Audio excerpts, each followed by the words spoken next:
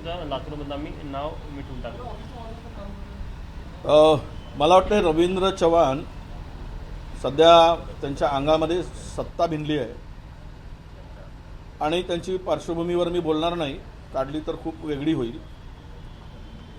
परंतु एका सुसंस्कृत महाराष्ट्राला विलासरावांच्या रूपाने एक असा नेता होता की ज्यांनी कधी रिवेंज पॉलिटिक्स केली नाही, ज्यांनी कधी महाराष्ट्राच्या संस्कृतीला डाग लागेल अशा प्रकारचं कुठलं काम केलं नाही.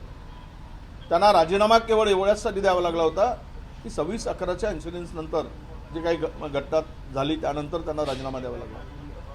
आणि कशाच्या भरोशावर विलासरावांचं नाव मिटवणं, अरे असे भाजप येईल किंवा हे रवींद्र चव्हाण येतील जातील, यांचं नाव मिटेल, पण विलासरावांचं नाव मिटवणारी ताकद या महाराष्ट्रात पैदा झालेली नाही.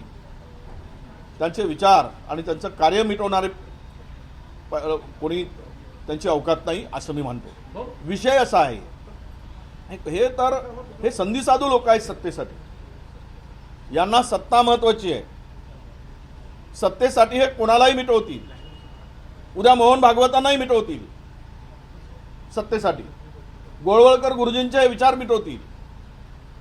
हे यांना सत्ता जो मिळवून देईल त्याचे विचार घेऊन पुढे जायचं. इतिहासच तो आहे, यांची हिस्ट्रीच ती आहे. त्यामुळे अशा कोणी प्रदेशाध्यक्ष आले आणि बोलून गेले आणि नाव मिटेल, हे यांनी स्वप्न पाहू नये आणि स्वप्नात राहू नये असा आमचा त्यांना इशारा आहे. पालिका निवडणुका लागल्या पण आरक्षण सोडत निघाली नाही. पालिका निवडणुका लागल्या पण नाही, निवडणुका लागल्या, आरक्षण काढण्याची गरज होती, पण यांचं आता हे सोयीप्रमाणे चाललंय. निवडणूक आयोगाने हे तो त्यांचा मांडलिकच झालाय. निवडणूक आयोग मांडलिक म्हणण्यापेक्षा नौकर आहे त्यांच्या घरातला. त्यामुळे हे सगळ्या आरक्षण काढत असताना निवडणूक आयोगाने याचं सुद्धा आरक्षण सरकारने काढण्याची आवश्यकता होती. तशा सूचना निवडणूक आयोगाने देण्याची गरज होती, पण ते होताना दिसत नाही. म्हणजेच याचा अर्थ त्यांना पुढच्या महापौर नेमत असताना आपल्या सोयीनं आरक्षण काढून ती व्यवस्था निर्माण करायचं आहे, अशी एकूण परिस्थिती आहे. मराठवाड़ा में भाजपा मूलभूत समस्याओं से भटकाने के लिए इस तरह से मुद्दे विचार कर रही है, इस तरह से वक्तव्य दे रही है? नहीं, उनको तो कोई मुद्दा है ही नहीं. उनका चुनाव 2-3 मुद्दों पर ही होता है हमेशा, कि पोलराइजेशन करो वोटों का, हिंदू मुस्लिम करते रहो, मंदिर मस्जिद करते रहो. अब यही चुनाव स्थानिक चुनाव है, निकाय का चुनाव है, वहाँ पे स्थानिक मुद्दों को लेकर बात होनी चाहिए. और वहाँ पे इंफ्रास्ट्रक्चर के नाम पे खड़ा किया. अभी नागपुर शहर में इंफ्रास्ट्रक्चर के नाम पे इंफ्रास्ट्रक्चर खड़ा किया गया, अंडरग्राउंड ड्रेनेज किया गया, तो वो हाउस टू हाउस जोड़ने का काम था, वो अभी तक नहीं हुआ.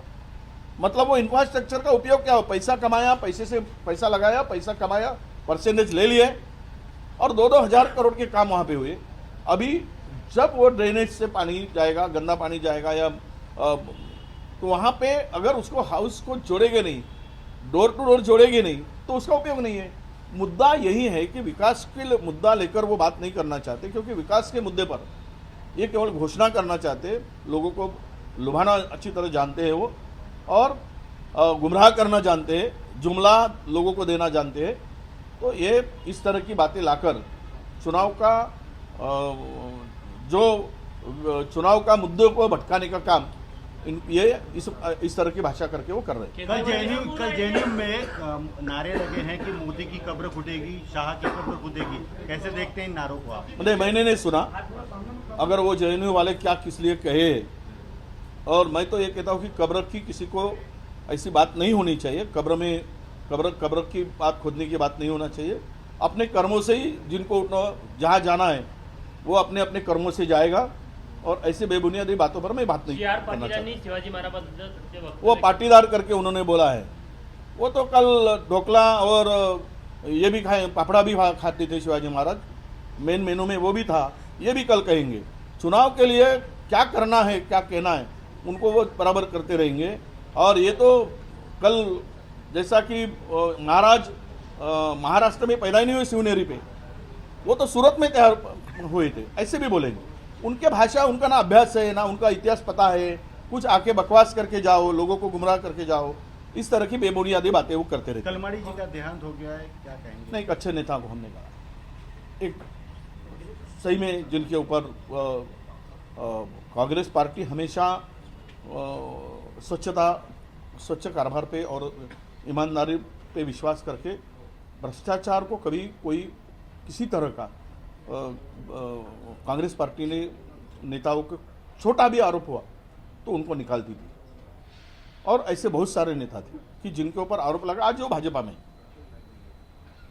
आज ऐसे हमने नेता को गवाया कि जिसकी पश्चिम महाराष्ट्र में पुणे से लेकर तो एक ताकतवर थे।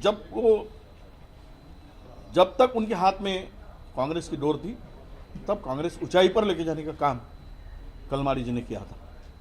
ऐसे एक अच्छे नेता को हमने गवाया है, वो बड़ा नुकसान हुआ है, ऐसे मैं मानता हूँ।